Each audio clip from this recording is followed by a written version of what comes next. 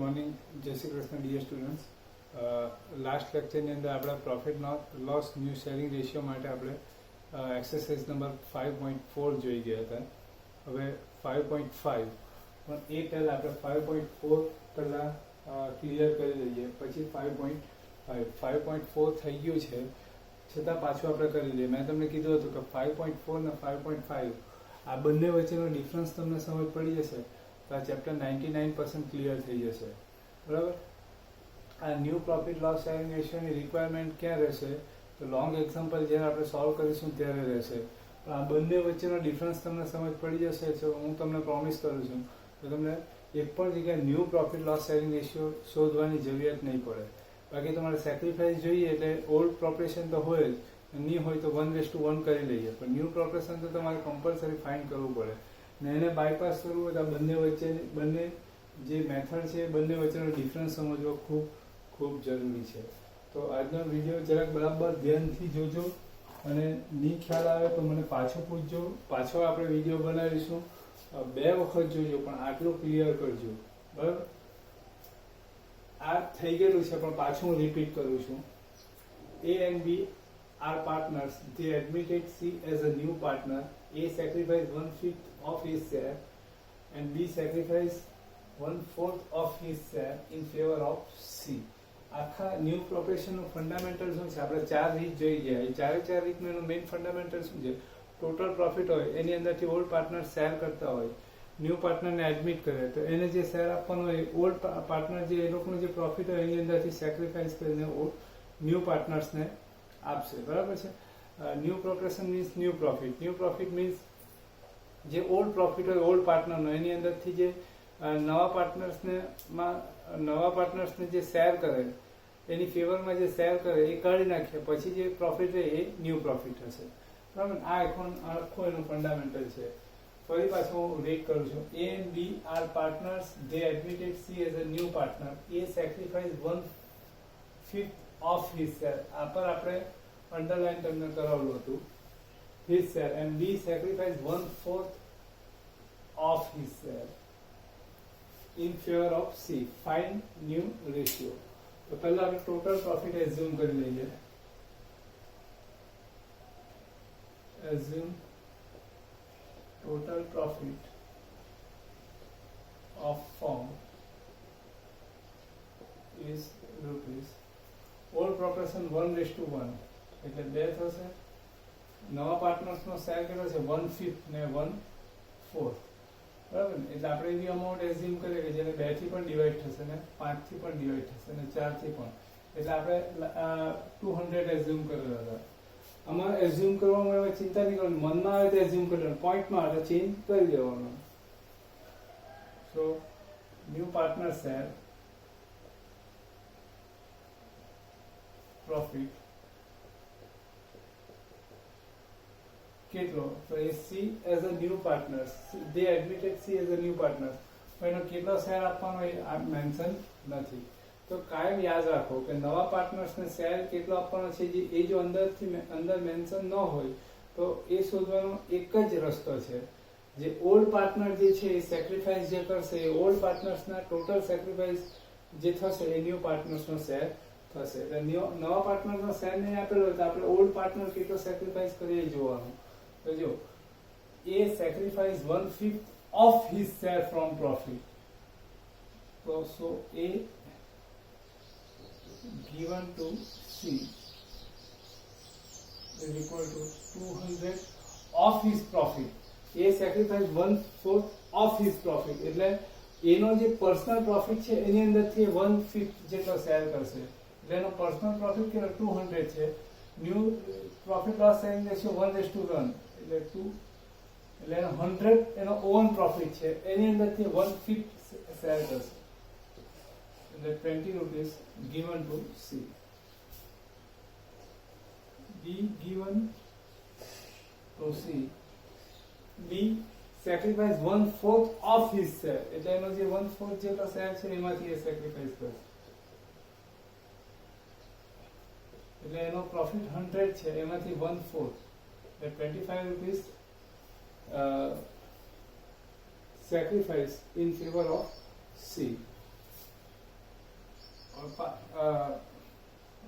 Partner C total profit is equal to 20 rupees get from A and 25 from B. So total partner C get rupees 45. New profit is equal to 200 into 1 by 5. Sorry, 1 by 2. 100 rupees એના હતા એમાંથી 25 rupees given to C.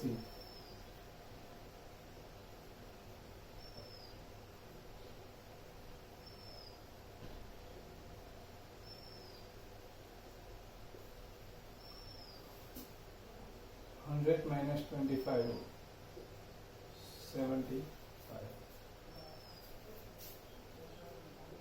A raised to B raised to C.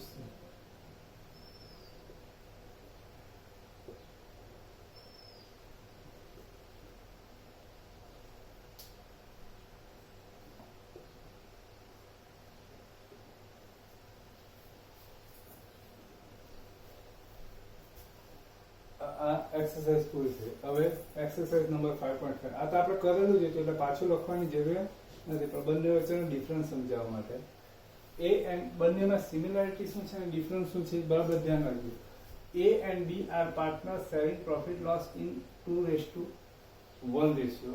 C is admitted as a new partner. A sacrificed 1/12 from his share.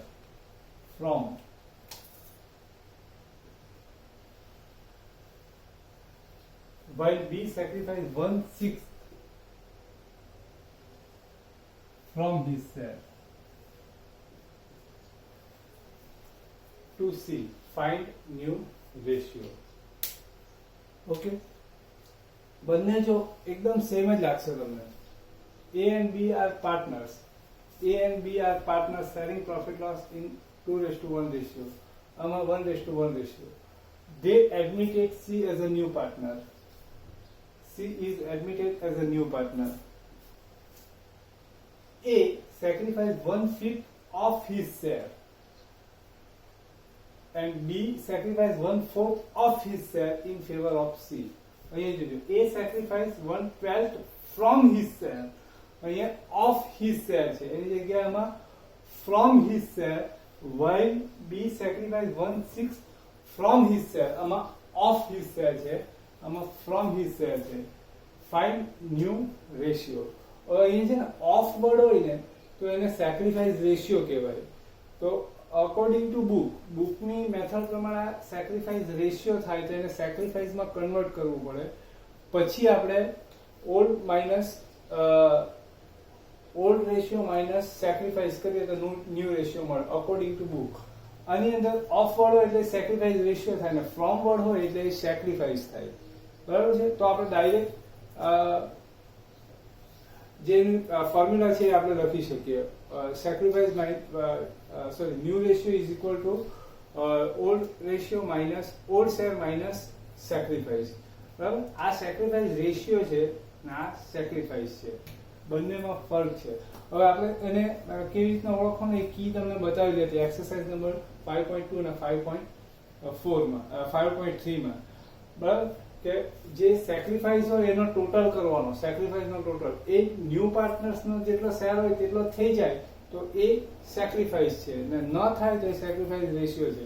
હવે આમાં sacrifice તો છે, આ બંનેનો total તો કરી નાખીએ આપણે, આ બંનેનો સેક્રિફાઈસ જે છે એમ ટોટલ કરી નાખીએ. એ ટોટલ કોના જેટલો થવો જોઈએ? નવા પાર્ટનર્સના શેર જેટલો થવો જોઈએ. તો એ સેક્રિફાઈસ નહીં થાય તો સેક્રિફાઈસ રેશિયો. આ બેનો ટોટલ કરીએ, બરાબર છે, એ કોના જેટલો થવો જોઈએ? નવા પાર્ટનર્સનો જે શેર હોય તેટલો થવો જોઈએ. પણ નવા પાર્ટનર્સનો શેર કેટલો હોય તો એ મેન્શન જ નથી. એ હોય તો કોઈ માથાકૂટ જ નહીં આવે, એ મેન્શન જ નથી. બરાબર ને? એટલે તમારે આ એ સેક્રિફાઈસ છે કે સેક્રિફાઈસ રેશિયો છે તો એ ઓળખવા માટે આ વર્ડ પર જ તમારે ધ્યાન રાખવું પડે. ઓફ વર્ડ હોય તો એ સેક્રિફાઈસ રેશિયો થાય ને ફ્રોમ વર્ડ હોય તો એ સેક્રિફાઈસ થાય. બરાબર? તો તેને હવે કેલ્ક્યુલેટ કેવી રીતના કરવાનું? આપણે જેમ કરતા છે તેમ એઝ્યુમ ટોટલ પ્રોફિટ કરી લઈએ. Assume total profit of firm of rupees firm is rupees 2:1 એટલે 3 થશે 12 ને 6 એટલે 12 થી ને 6 થી ડિવાઈડ થાય એ અમાઉન્ટ એઝ્યુમ કરીએ એટલે 120 કરી દઈએ પોઈન્ટ આવે એટલે ચેન્જ કરી નાખશું so new partners is new share of profit નથી એટલે ક્વેશ્ચન માર્ક અત્યારે જ કીધું કે નવા પાર્ટનર્સનો શેર કેટલો એ મેન્શન નહીં હોય તો એને શોધવા માટેનો એને ફાઇન્ડ કરવા માટેનો એક જ ઓપ્શન છે ઓલ્ડ પાર્ટનર્સનો જે સેક્રિફાઈસ હોય એનો ટોટલ કરીએ એ ન્યુ પાર્ટનર્સનો શેર થાય આમાં જો આ બંનેનો જે સેક્રિફાઈસ છે એ બંનેનો ટોટલ કર્યો A given to C means sacrifice B given to C means sacrifice આ બંને સેક્રિફાઈસનો ટોટલ કર્યો એટલે નવા પાર્ટનર્સનો પ્રોફિટ મળી ગયો એટલે આમાં પણ નવા પાર્ટનર્સનો પ્રોફિટ નથી સેમ આની જેમ એટલે આપણે શું કરવાનું કે જે ઓલ્ડ પાર્ટનર્સે જે સેક્રિફાઈસ કરેલો એનો ટોટલ કરવાનો તો ઓલ્ડ પાર્ટનર એટલે એ ને બી એ સેક્રિફાઈસ કેટલો કરશે A given to C A sacrifice 1/12 from his share from word છે એટલે આ સેક્રિફાઈસ થાય એટલે આપણે આ શું કરવાનું કે જે ટોટલ પ્રોફિટ હોય ને એની અંદરથી આપણે એને શેર આપવાનો ટોટલ પ્રોફિટ જે હોય એની અંદરથી 120 ડિવાઇડ બાય 112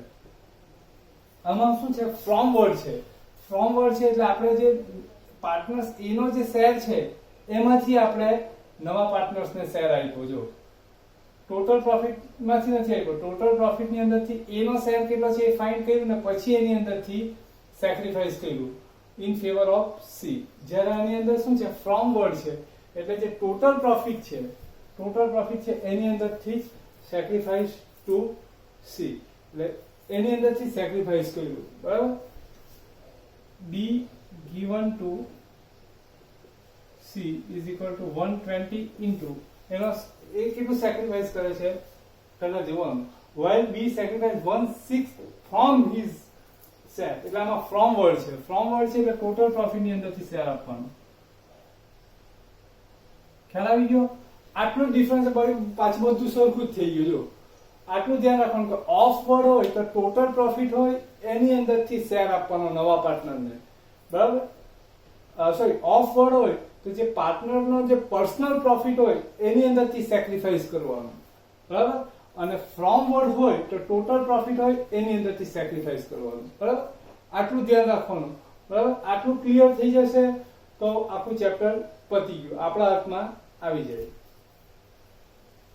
20 રૂપીસ હવે પાછું જેમ છે તેમ C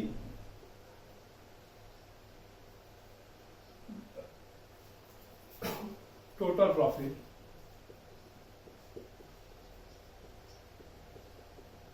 $10 plus 20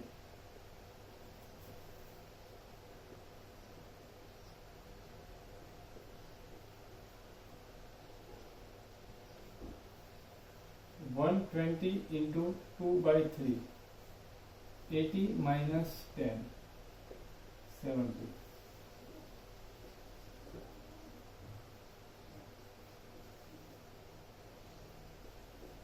120 into 1/3 40 minus 20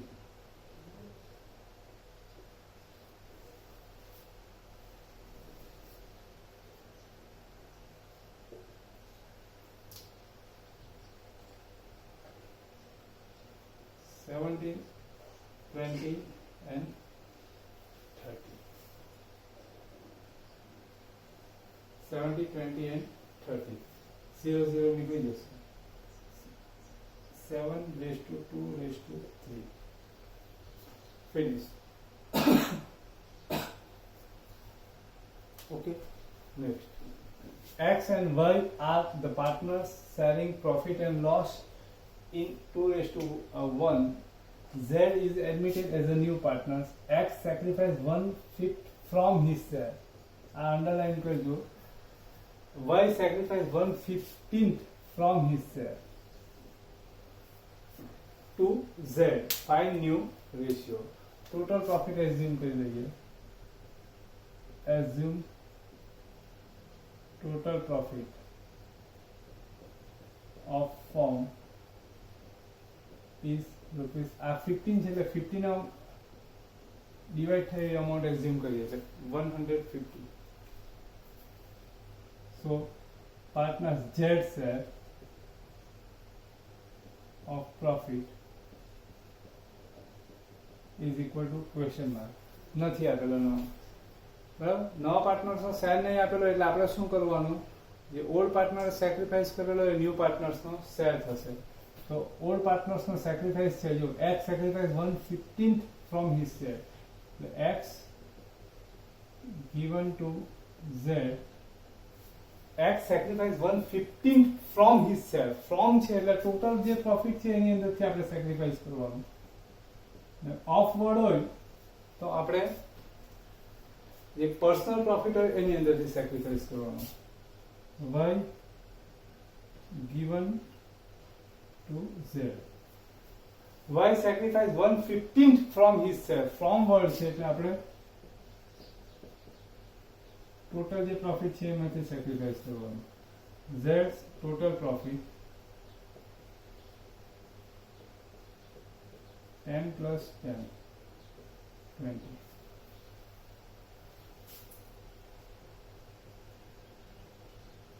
New share, new profit is equal to 150 into 2/3. 100 minus 10, 90.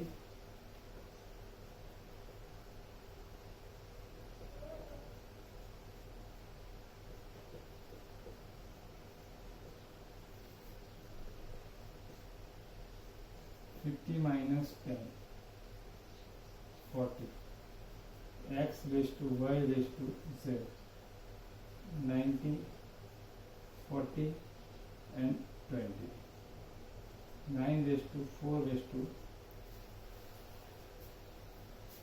બરાબર આ રીતે થાય. હવે જે એક ક્વેશ્ચન છે એ અહીંયા જગ્યા નથી એટલે હું લખીને તમને મોકલી આપું. હવે બરાબર આ એકદમ ધ્યાનથી આ બધાની કમ્પેરિઝન કરજો. બરાબર, નહીં સમજ પડે તો મને 10 વખત પૂછજો. આ એકદમ ક્લિયર થવું જોઈએ. આ નથી લખવાનું 5.4 5. કારણ કે આ લખેલું છે 5.5 અને 5.1 નો ક્વેશ્ચન 1 ક્વેશ્ચન 2 આ બંને લખવાનું છે. ક્વેશ્ચન 3 જે છે એ હું પ્રેક્ટિસ માટે તમને આપું છું, એ તમને અલગથી લખીને, કારણ કે બોર્ડ પર જગ્યા દેખાતી મેનેજ થાય એવું લાગતું નથી. અહીંયા બોર્ડ પર જગ્યા મેનેજ નહીં થશે એટલે હું તમને અલગથી લખીને મોકલાવું છું, તમારે ગણવાનું છે. હવે 5 એક્સરસાઇઝ છે એટલે 5 સમ થયા. બધી એક્સરસાઇઝમાં એક સમ હતો એટલે 5 સમ થયા. આ 5 સમ તમારે ગણવાના છે. પણ કેવી રીતે, હું કેમ એ બરાબર ધ્યાનથી સાંભળજો. બધા સમ એક જ ટાઈમે એક જ બેઠકે બેસીને પૂરા કરવાના. એટલે એક સમ કરવા માટે 10 મિનિટનો ટાઈમ જોઈએ તો 5 સમ છે એટલે 50 મિનિટ એટલે 1 કલાક આપણે રાઉન્ડ ફિગર ગણીએ. 1 કલાકના ટાઈમથી પણ ઓછા સમયમાં આ 5 સમ કમ્પ્લીટ થઈ જશે. એક જ ટાઈમે ગણવાનું, બરાબર. એક દિવસ મોડું થાય તો વાંધો નથી, પણ એક જ ટાઈમે. પછી એવું નહીં કરીએ કે 2 સમ કરીએ પછી આપણે પાણી પીવા માટે ઉઠીએ કે પછી આપણે ચાલો 2 કર્યા બાકીના 3 કાલે પતાવી દે. હું આવી રીતના કરવાનો હોય તો મહેરબાની કરીને નહીં કરતા, બરાબર. આવી રીતના કરો તો એકબીજા વચ્ચેનો ડિફરન્સ નહીં સમજ પડી શકશે તમને, બરાબર. ને પછી કન્ફ્યુઝ થશે તો તેના માટેના જવાબદાર તમે જ રહેશો. એટલે બરાબર ધ્યાનથી મારી સૂચના સાંભળીને એક જ ટાઈમે એક જ બેઠકે બેસીને પૂરું કરવાનું, બરાબર છે. આ બધી મેથડ વચ્ચેનો ડિફરન્સ તમને ખ્યાલ આવી જાય. આપણે કાલે એવું કરીશું, કાલે એવા સમ પ્રેક્ટિસ કરીશું કે એકમાં ઓફ વર્ડ હોય ને એકમાં ફ્રોમ વર્ડ હોય. એટલે એકમાં સેક્રિફાઈસ રેશિયો હોય ને એકમાં સેક્રિફાઈસ હોય, બરાબર. હવે આ જો તમે જોવા જઈએ તો ખાલી આટલું ધ્યાન રાખીએ તો બધી મેથડ સરખી જ રહે. આટલું ધ્યાન નહીં રખાય તો પછી તમારે પેલા ચોપડીમાં ફોર્મ્યુલા છે તે યાદ રાખવી પડે. પણ ફોર્મ્યુલા યાદ રાખતી વખતે તમારે જે કી જે છે મેઇન આની કે સેક્રિફાઈસ છે કે સેક્રિફાઈસ રેશિયો છે, તો તે કી યુઝ કરવી પડે તમારે, બરાબર. ત્યારે પણ આ બધી વસ્તુ તો આવે છે. આમાં તમે જોઈ શકો કે બધું એક જ સરખી રિધમની અંદર આવે છે. આ 5 એક્સરસાઇઝ પતે એટલે મોટે ભાગનું કામ પતી ગયું. પછી જે બાકીની જે 3 એક્સરસાઇઝ રહે એમાં બહુ વાંધો નહીં આવશે. 5 ક્લિયર થશે એટલે બાકીની 3 સમજ પડી જ જશે, બરાબર. તો એના માટે જો તો એક લેક્ચર વધારે લઈને આપણે એક જ ટાઈમે પૂરું કરી નાખીશું, બરાબર. આમાં નહીં ખ્યાલ આવે તો પાછું મને પૂછવાનું, બરાબર.